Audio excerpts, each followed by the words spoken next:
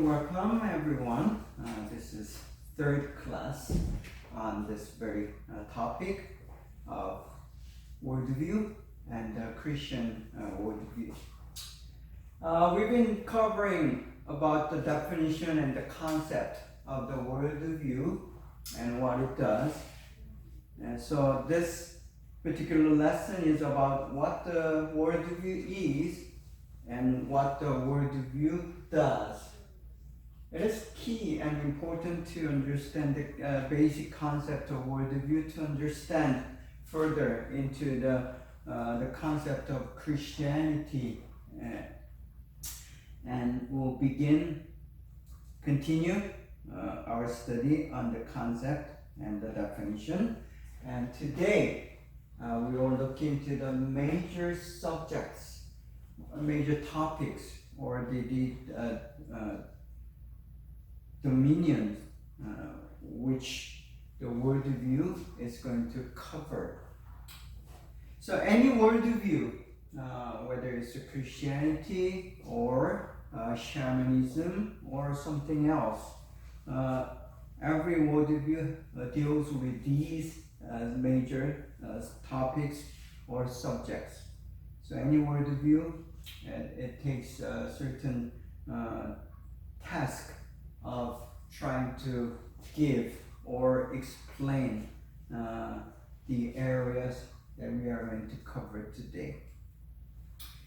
So what is a worldview? These are some examples as given by some of the scholars who are studying worldview, and let me summarize that into. So these are the major topics. What is real? It's about the reality, as we have discussed in the last class. The reality is there, but people see reality very differently, one from the other. And also when and where, about when and where. So it takes the try to explain the topic of the time and the space. So some believe time runs from one point toward the end. Basically, this is a Western worldview, and it is based on Christian or Judaic worldview. And some believe the time goes in a circle, for example. And Buddhism understands time as a circle. It runs around and round, which means a person may be born once, twice, and many times. And that's how they understand the time. And the third topic is, what is my purpose?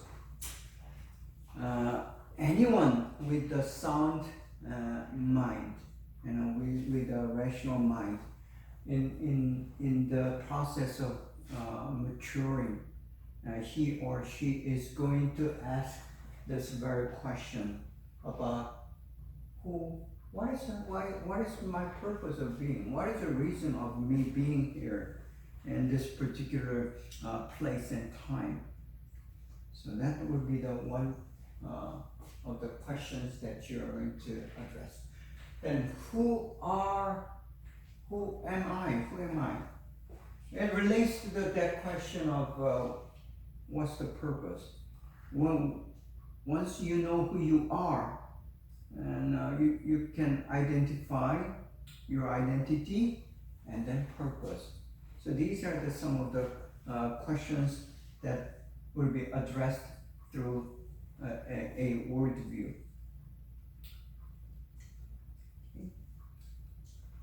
Then another example of what the worldview is. So these are some of the topics and the questions and subjects that are covered by a worldview. And any good worldview will try to address these questions. And again, if you summarize this, and what and who are human beings? So it's about our identity, our essence. What's the difference between the human being and the animal? And Worldview says this is how we understand the human being are. Okay.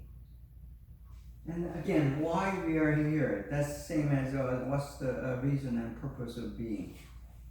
And then third, what are your goals in your life? Same question as what is the purpose of human existence?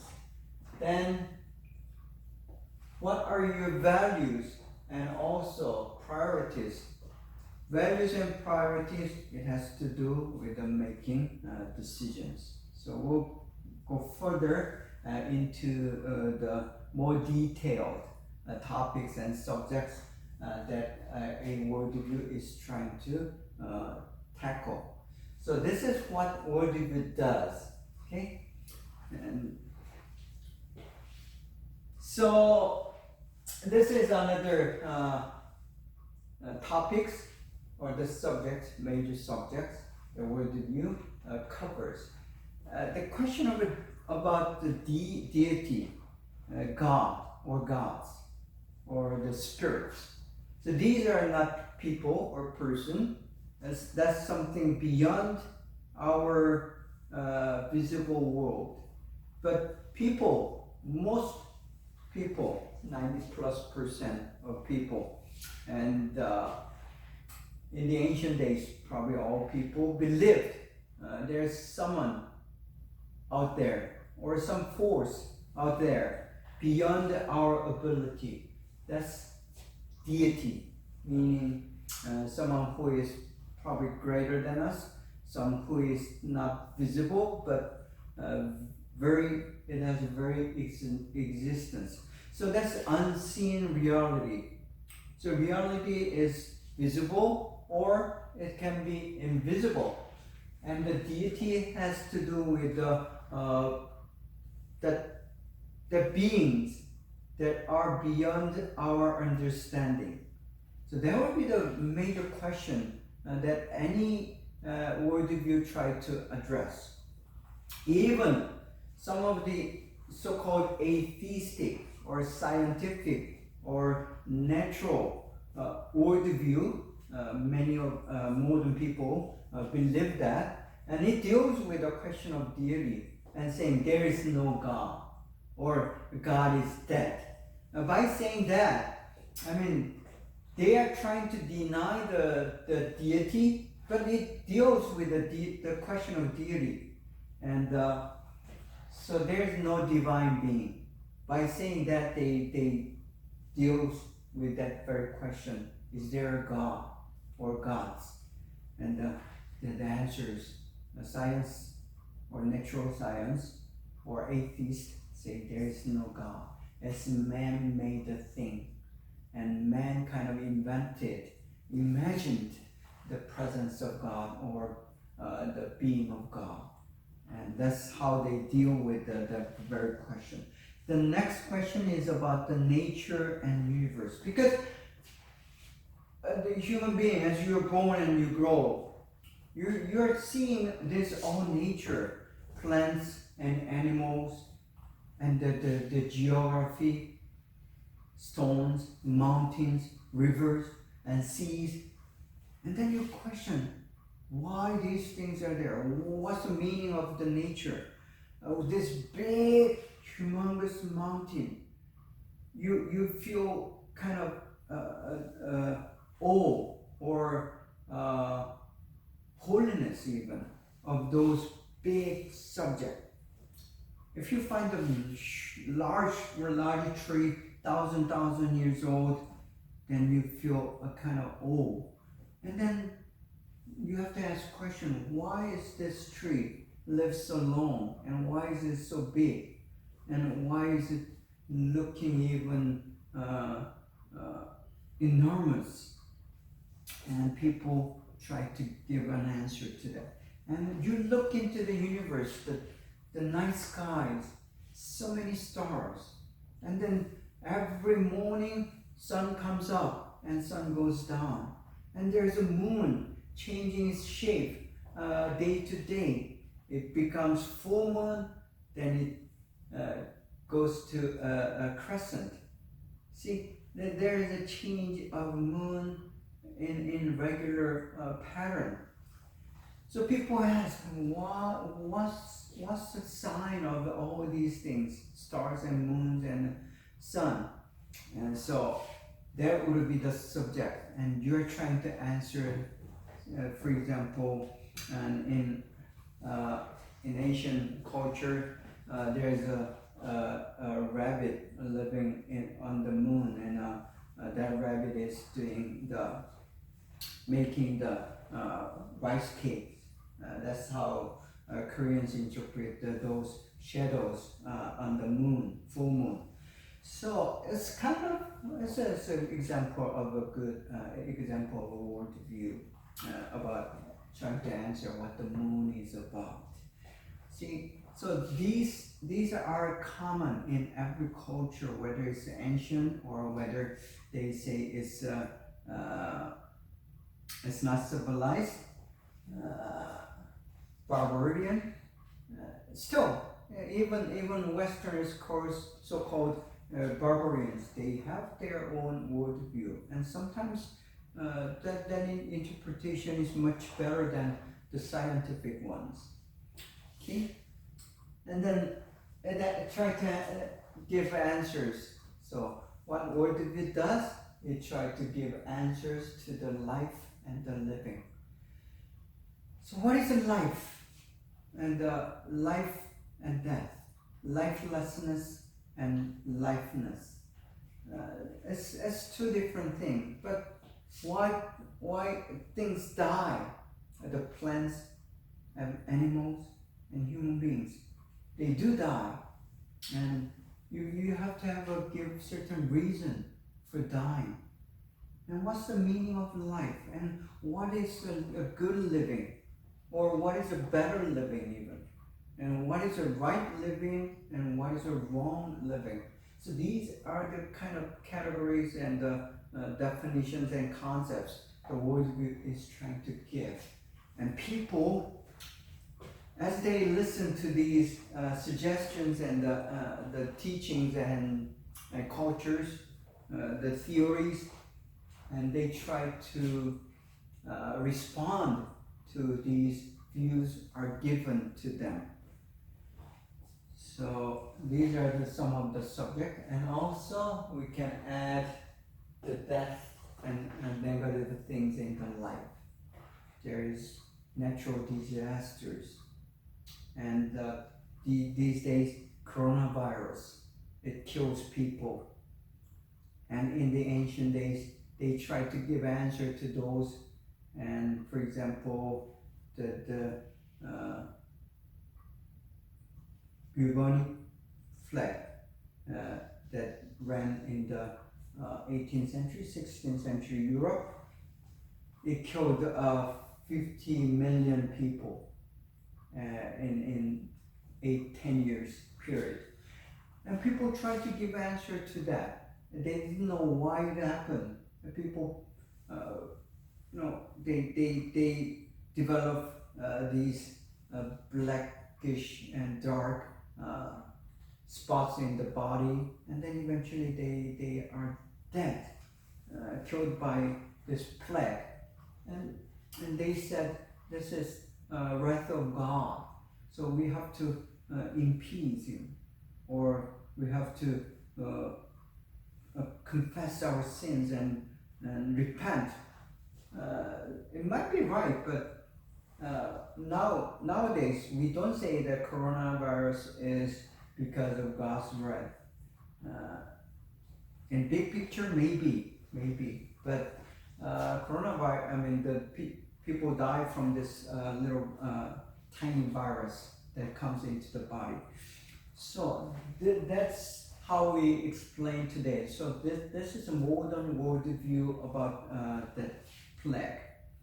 It's different from the ancient answers or ancient worldview. So worldview does somehow reason and explain the things that happen or associate with the death and negatives. There are many things that are happening without our control. So these things do happen, and the Worldview tries to give better answers. But our job is to find the best answer. The best answer meaning the truth to these questions. Because these are key and fundamental and essential important questions regarding our life and regarding the reality and regarding the existence. So basically again, going back to the definition of the worldview tries to explain or give the truth about the reality and existence. So every worldview, it believes their own worldview is to be true. Without that, people cannot really exist or sustain their life. And those who are having this broken worldview or paradox of worldview or conflicts within themselves, then they will have this mental issues and even spiritual issues. So worldview is very important in that sense. So what the worldview does, it tries to give the answer, the best answer, another word, the truth to these very important questions in human existence. And the good answers about the reality both having the good and bad. The life that sometimes have ups and sometimes downs.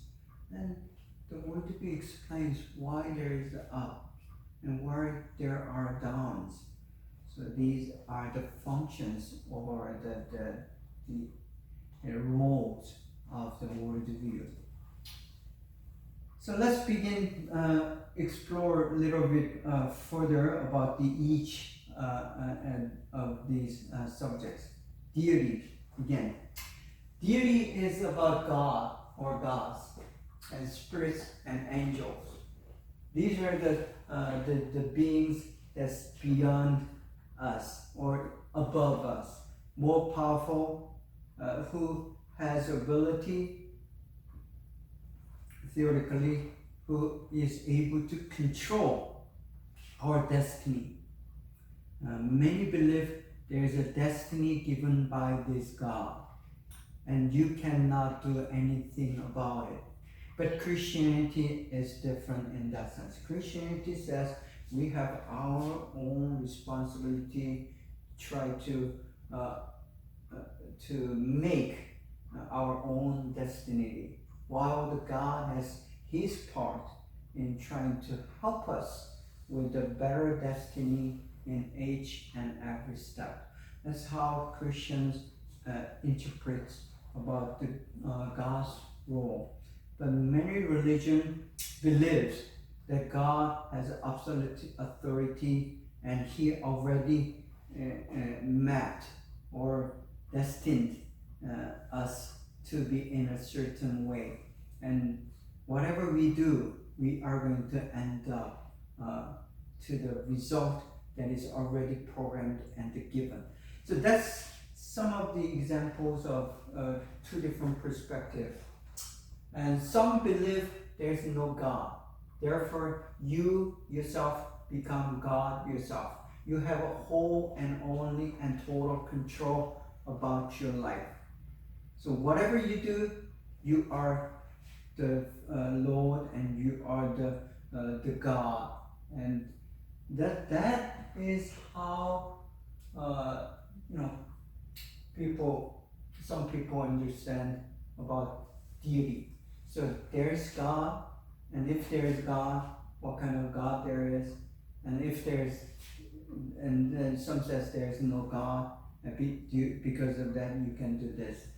So that's the deity thingy, and usually the God in the many worldviews, he is powerful and he has a total control, and also as a bigger than human being or human life, and it does have a different scale of life or dominion or domains. So the God deity, he or she has over a big control. So many times deity is in male personality, but some myth includes a female as in the form of deity. So it depends on the culture. For example, the Greek myth, Greek worldview, ancient Greek worldview, it includes female figures in their myth and their worldview. So that's kind of different. But in Judaic, Christian, and Islamic worldview, the God is a male. I mean, at least it's in the subject of a male, and okay.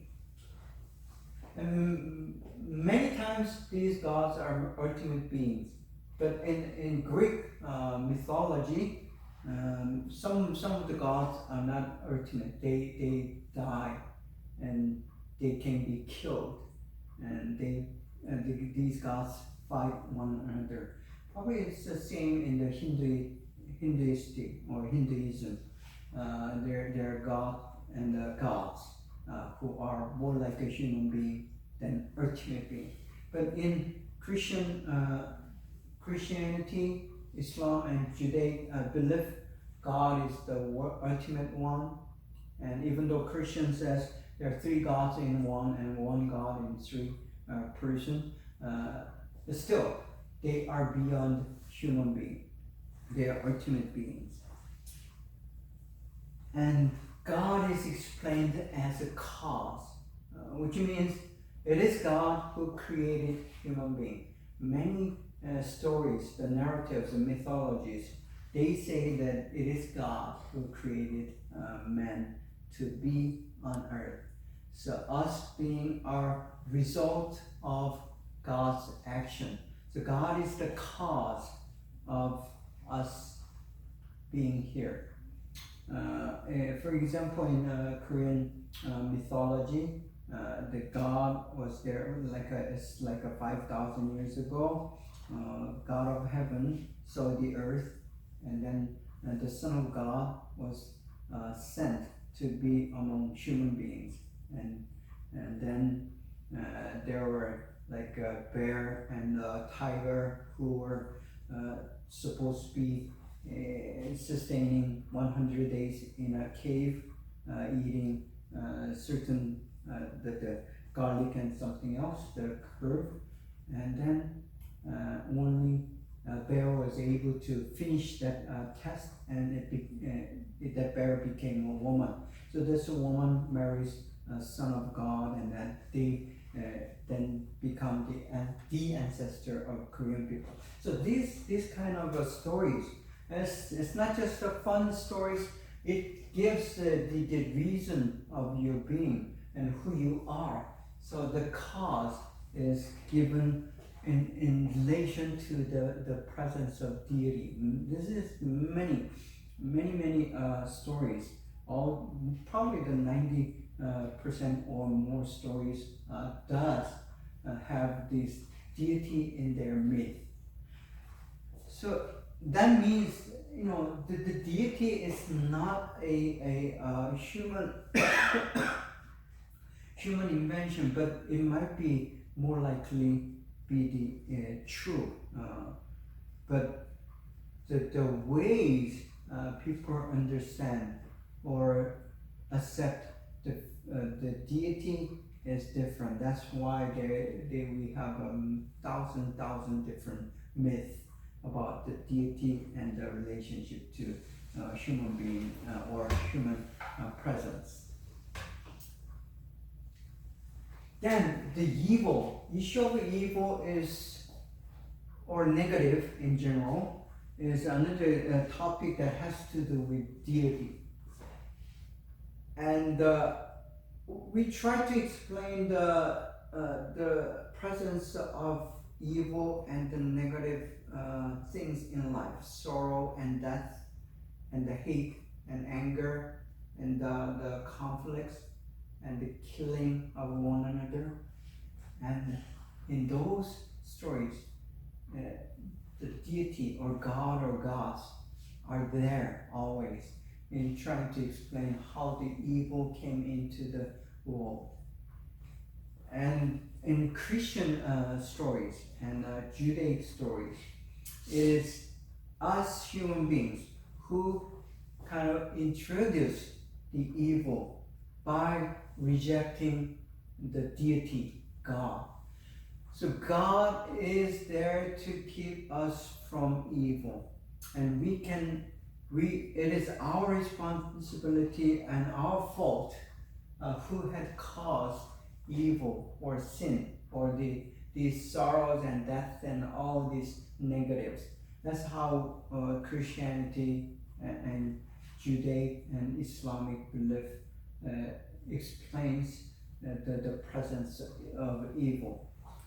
But some other stories, they have different interpretation of the presence of evil. So again, the worldview is there. Try to explain or rationalize the reality. Because as a human being, you cannot deny there's an evil and there are negative things. Coronavirus, no, it is there and affecting the lives of many, and whole earth, the whole globe, and whole earth population is affected by this little tiny virus, and people are being killed because of this disease. And now, you need to explain that this evil amongst us. And even today, many are turning back to God because they try to understand this phenomenon that's going on. But it is a very different scale. It's not only global pandemic. It has never been such a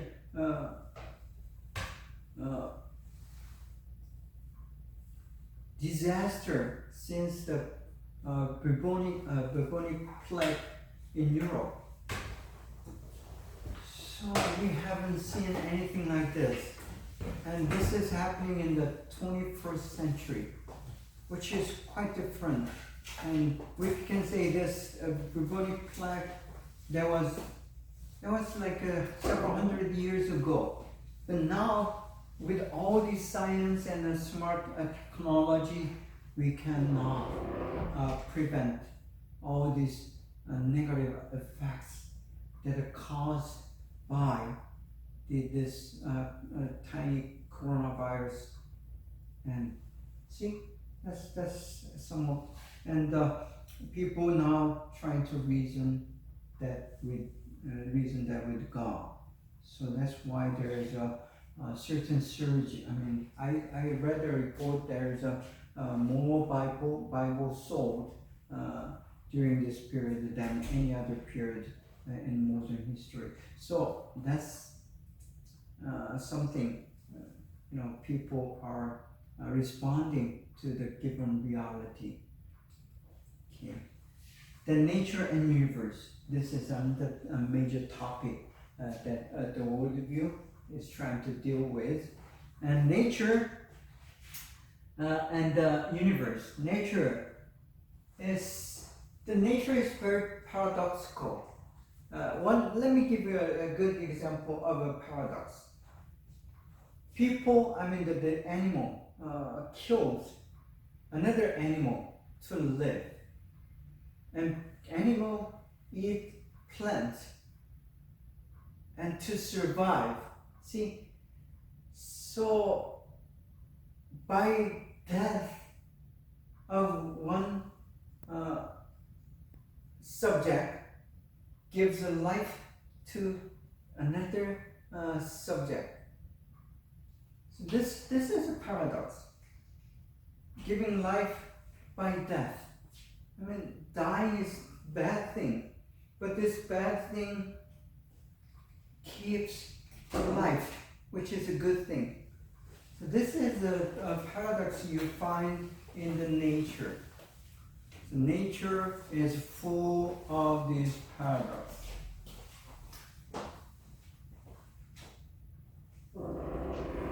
Some people, some ethnic, some tribes worship the nature, while some worldview says the nature is there, so you can have dominance over these nature.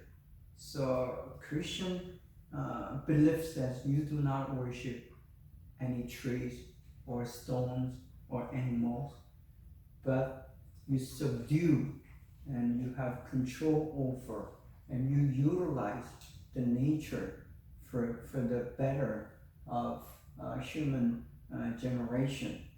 See, that's kind of contrast. Again, some sees the nature as the threats, and while the nature can be threats, the nature provides you with the comforts.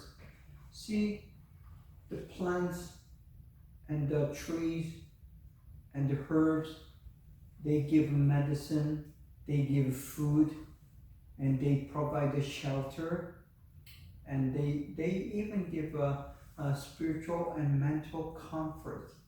See, these tall cypress trees, when you walk among those trees, it gives the feeling of peace. See, that's some of the good aspect of nature. But on contrast, there's tornadoes and flood and the tsunami. These things are threats to the human existence. So it has these both sides, and people are confused, they're puzzled, and either it's ancient time or even today, in the 21st century, people think they know everything, but they do not know. And still, we are puzzled by the force and the threats of nature. Well, it is nature who's helping us to survive. So these are the some of the examples.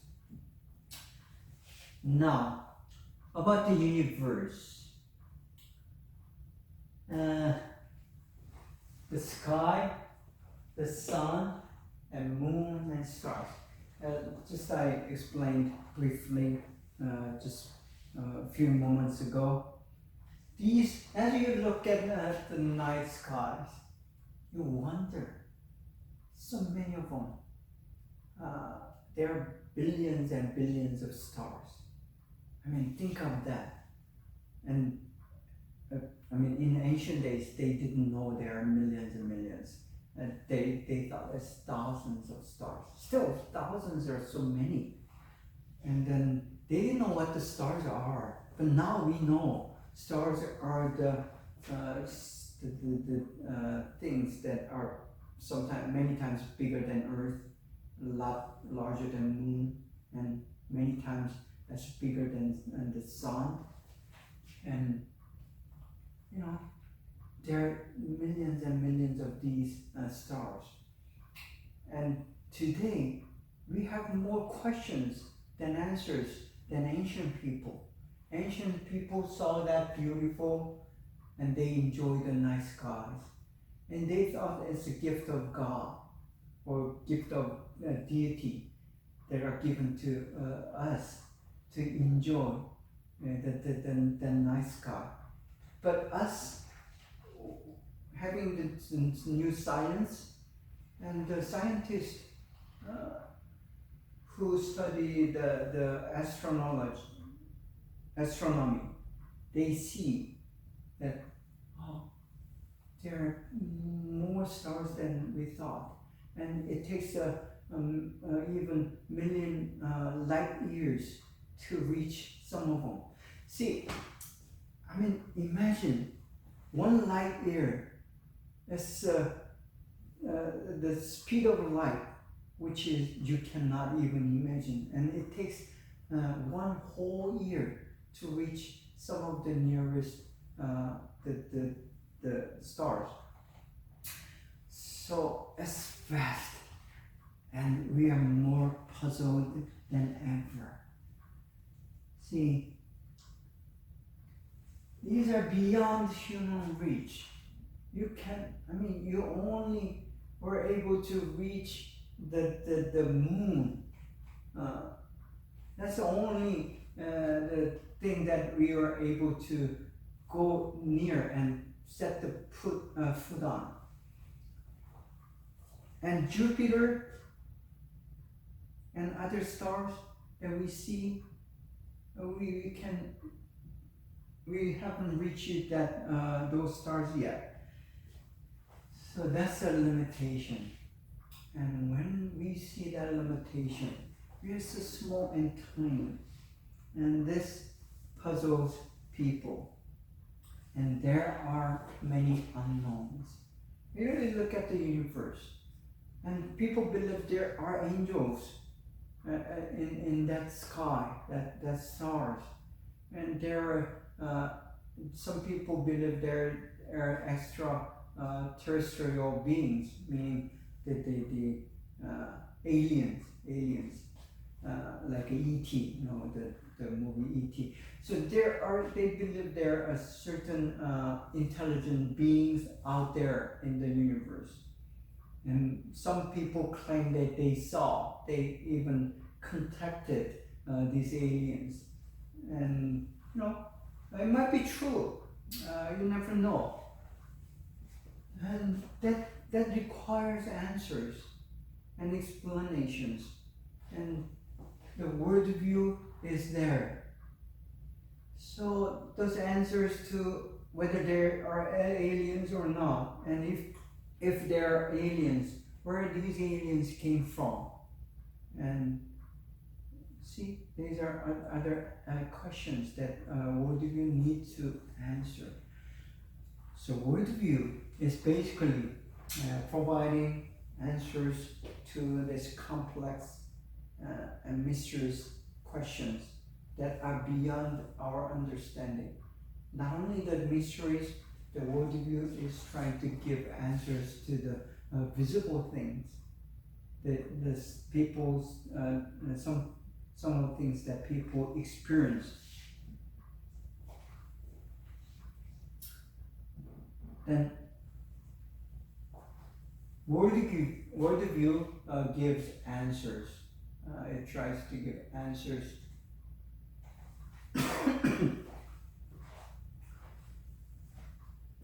So again,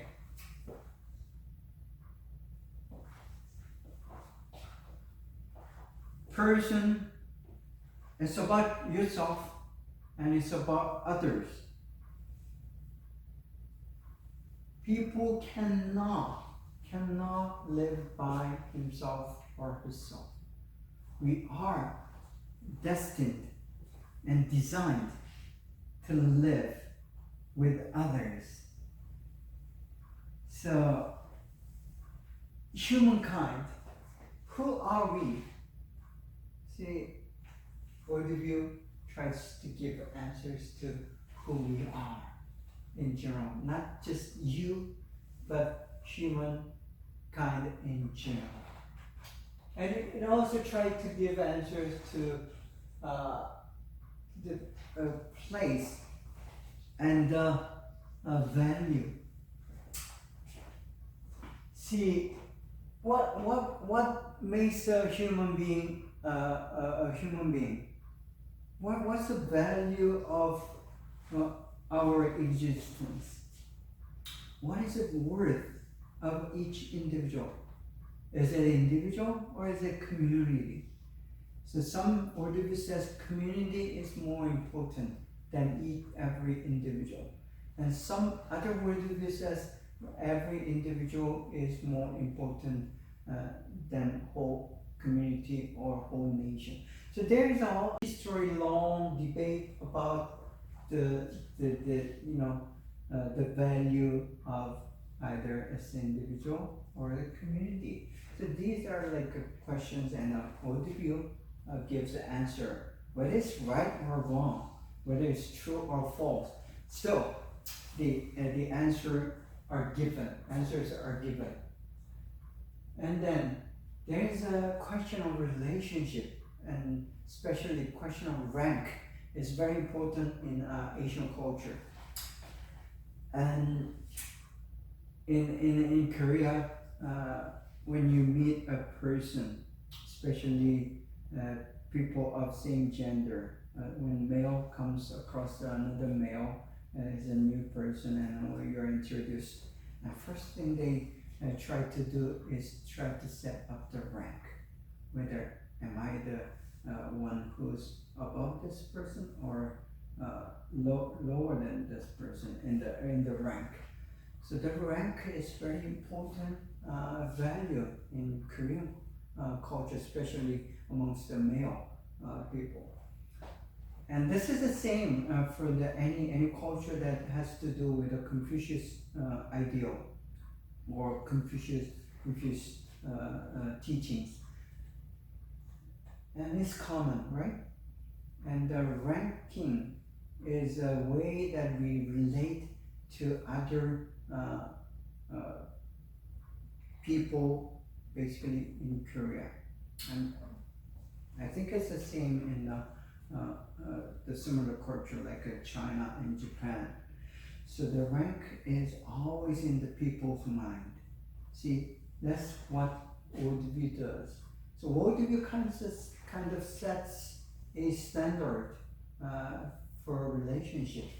But in Western culture, the relationship is not so much based on the rank.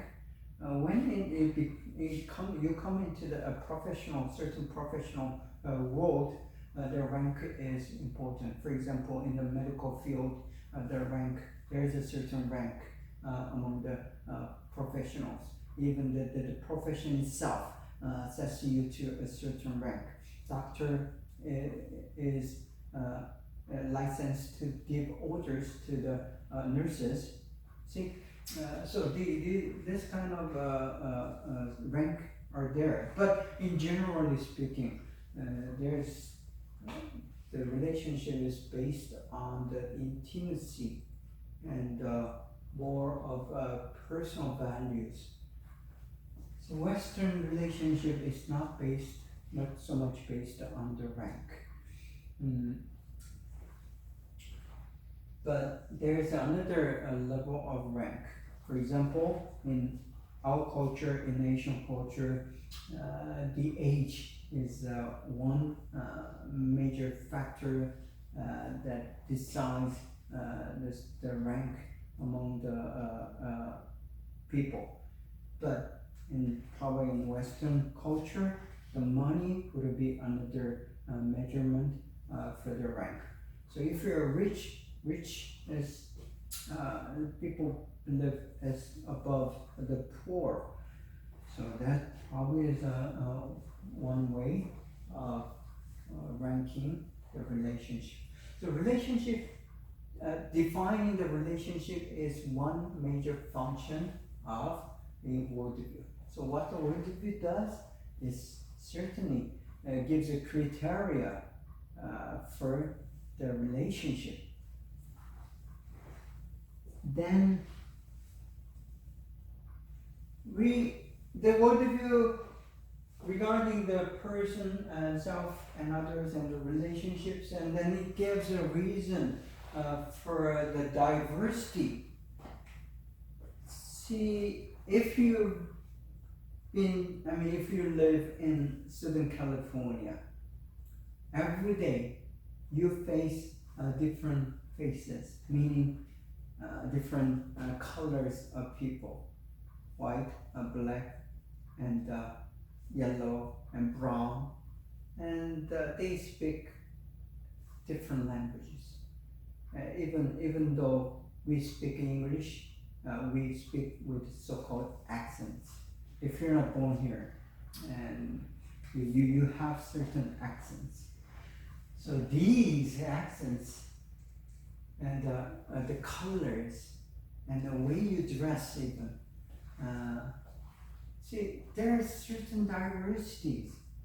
Even within the white community, there are diversities. So people try to explain, why are we different? No, there's no same face. And they might look very exactly the same, but even the twins, they are different in some features. And people try to explain the difference. And in Asian cultures, we try to explain the difference with the terms of rank. So, people may say in Asia, white are better than the yellow Asian people. See, the difference is explained in terms of ranks. But Christian belief says diversity is horizontal. No one is better than the other because they are different. It's only the uniqueness. It's the character. It's the color and size and shape. Color, who can say the yellow is better than red? Who can say the triangle is better than a circle? So this is how the Western culture, basically the Christian biblical worldview sees the diversity. It's just its uniqueness, its character, it's that distinctiveness. It doesn't give a value to which is better or worse. But in Asian culture, most of Asian culture says this diversity is explained in the way of certain ranks. So something is better than the other because they are different. So that's an example of worldview. And again, a Christian worldview says diversity is just given by God to make it more abundant. So, and then another question about person. Whose world? Meaning, which person, who controls, who has the authority? So this authority and power question, the last one, whose world? People used to believe that the king has all the authority and the power over a country, and whoever belongs to that king, these people are under the control of that king. See, that's how they understood the authority and the power and the control. So this control is a very question. Unless you believe that there is a deity who controls you, okay, that's fine. But people still ask the question, then which person, okay, other than God, controls other people? See, the question of others, how you relate to others. So who has the power and who has the control? The question is, when you have two people, there's always this question, whose world? Even amongst the two, husband and wife, it used to be the husband, the male figure, who has the authority and power and the right, the given right to control that word of marriage. But not anymore. And even many Christians, they believe the male, the husband has the authority and the power and control over a wife. That used to be the case, but not any longer, because we now are able to interpret the Bible without the influence of the culture. See, this is something that we need to look into. Even we are still reading the same Bible, the interpretation of Bible is affected and influenced by the cultural bias. The cultural bias many times stronger than the text itself. So we need to be careful. For you Christians, we need to be careful to try to read and interpret the word as it is, word of God as it is, rather than trying to put your cultural bias or even denominational bias into it.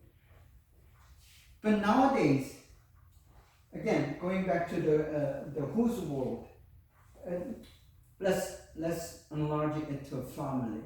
Okay, there's a father, mother, and children, first children, second and third, and amongst even the children, there's a male children and female children. In old Korean culture, still there is some influence of it. In Korean culture, father is the one who has the full authority, and grandfather, if there's a grandfather or if there's a great grandfather, he is the sole authority who has control over the family.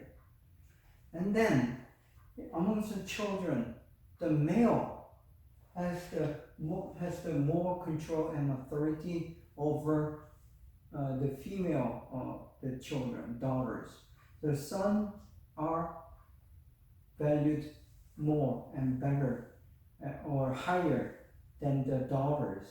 And amongst the sons, the firstborn has the more authority and power and right than the second one. See, this is pretty similar to the Jewish culture that we read in the Old Testament. I'm sure it's pretty much the same in the Islamic culture as well. So that has been the norm, and that has been the true truth about the understanding of the world. But not any longer.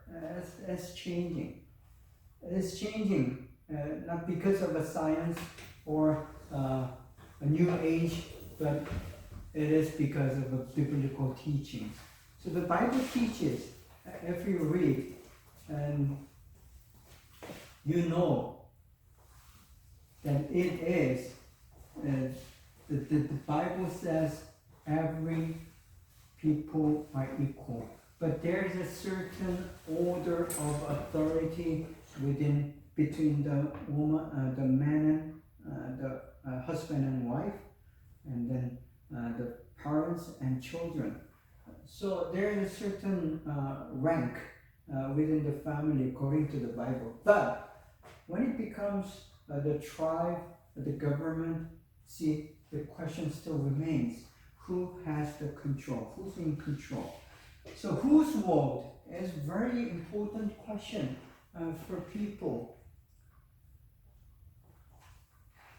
And many conflicts and tensions and even wars between the nations, it all has to do with that question. And that question is related to the question of the rank, how you set the relationship. So the Bible, at the end, this class is about the Christian worldview. So the Bible, what does Bible say? Bible says every person is created equal, with the equal spirit and equal value. There's no difference between man and woman. God does not favor male over female, or first child over the second child. So for God, every and each person is valuable. they are at the same value. To him, to God, there's only those who are sinners, who are forgiven and repented. And there are those sinners who are resisting to repent and try to remain selfish and self-control. See, that's only the way. I mean, there are people who accepted Jesus Christ as the Savior and the Lord and as the Messiah. And there are people who has not received or accepted, even rejected Jesus Christ as the Son of God. So there are only two different kind of people to God. That's what the Bible is teaching. And that's the fairness of God. That's the justice of God. That's righteous for God in the Bible. So this is about the whose word in the Bible. Life and living. See, again, there are topics, subtopics: life, living, destiny, and unknown future, and about the question about happiness. So these are the question about existence. So you have the Worldview does what it does. It tries to answer the question regarding the reality. That's something beyond you. And now the Worldview tries to answer to the existence by saying, investigating and answering who you are, person and relationship. Then it tried to answer. The Worldview gives an answer to life and living. So this is another question about your existence. So what is life? What's the meaning of life? And this is an age-old question, very ancient question. And people try to many different answers. Philosophers, they give their own answers. Religious leaders, they try to give their own answers. Buddha tried to give his answers, and the Confucius, right? Confucius, he tried to give his answers. And see, this is a very big question. What is life? What makes us to worth living?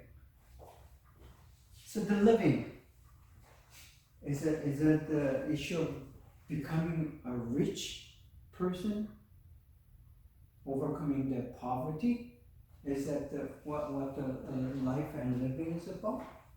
Do you need a luxurious big house and a good fancy cars and good brand name dresses and shoes and all the accessories? And do you need to carry this brand name bags? See, these are the questions about the living. And many follows the so-called trend, modern trend. And people find the security and the comfort and even their identity by buying into those messages. And as you conquer and acquire certain wealth, see, and even the fame, they come to a dead end because eventually they find these does not give you the meanings. And they feel empty inside in spite of having all the riches and all the attentions. So that, they know these aren't the answers. But it is too late for them to deny that. Because denying those his or her existence, they have to deny themselves. That's why some of those famous stars and the celebrities find the drugs and alcohol to satisfy or to fill that emptiness. And eventually, some of them decide to just exit from this life because they cannot find the answers anymore. And they thought they were doing their best to reach that answer and about the existence, the life. Then they come to a dead end. And they are afraid to go back and return because that means a long way. They came already all a long way, and they eventually find they are lost. And that means they have to come back to the point that they started. And many do not have that courage to come back and return to the original place and point that they start. It might be poverty. It might be unfame, or it might be losing everything that you worked for. So, this is a serious question. Which means it is much better to just stop and think before you go into this uncharted territory. And it's better to have a map, clear map, before you begin your journey, rather than go around and eventually come back after many failures, or even after success, which eventually found to be the failure. So you stop there and you think and you search, and it's much better. And it's better to start in younger age. That's why we're suggesting the Bible and the God's teaching and the Christianity as the answer rather than an answer. Because the Christians believe, devoted, true Christians believe this is the truth. And I've been coming all the way, starting 40 plus years ago, and I'm here and I have no regrets, because I still know and believe this is the truth. And this is how the human beings are designed to live. So this question of the living, the worldview, is key to a successful life.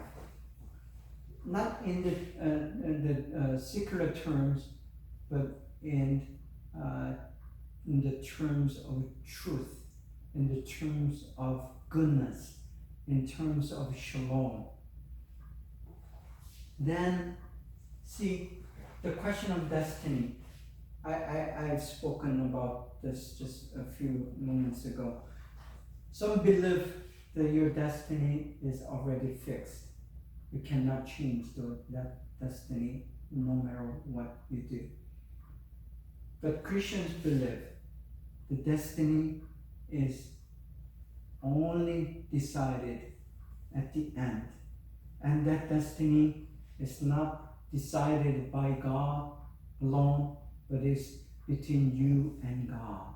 So you together, God and a person, God and people, work out a destiny. This is what we call interpersonal relationship. There is no one-way direct command, and then you just passively obey.